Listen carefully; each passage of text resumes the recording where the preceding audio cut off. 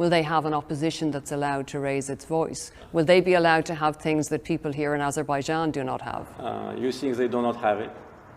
Why do you think that people in Azerbaijan do not have free media and opposition? Because this is what I'm told by independent sources in this country. Which independent sources? Many independent sources. Tell me which. I certainly couldn't name sources. Oh, if you couldn't name, that means that you're just inventing the story. So you're saying the media is not under state control? Not at all.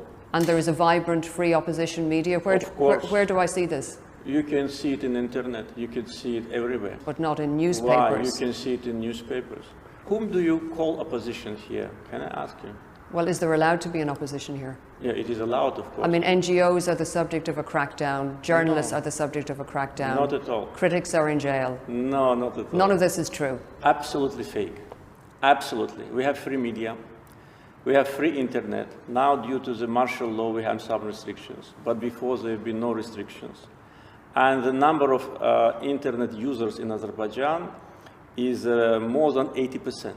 Can you imagine the restriction of media in a country where internet is free, there is no censorship, and there are 80% of internet users?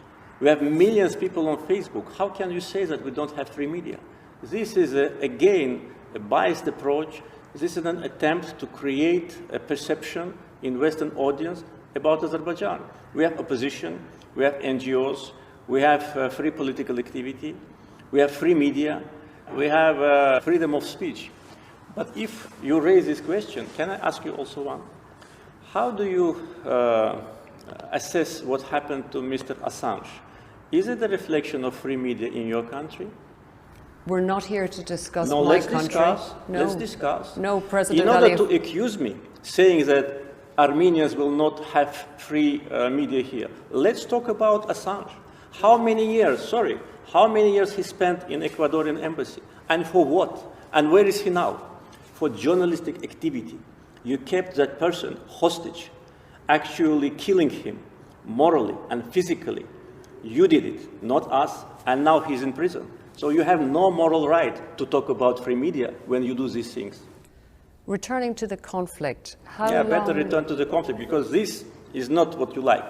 You like only to accuse, only to attack. But look at the mirror. Look, I tell many times, before coming and lecturing us, and in your question, accusing me, it's not a question, it's accusation. You talk like a prosecutor. Why? If you're so democratic and so objective, why you keep Assange in prison? For what? You keep him in prison because of his journalistic activity. I'm not keeping him in prison, President Aliyev. But you don't like this. It's not a question of don't like. You are not used to this. It's not the because subject you are of our used interview. Only to attack. It's not the subject of our interview. And with respect, no, President it is not Aliyev, the subject of interview, but you raised it. You raised it. No, you raised it. You raised the case of Assange. You said Armenians, if you don't have a free media in your country, how Armenians can live without opposition? That was your accusation. You've answered the question, President Aliyev.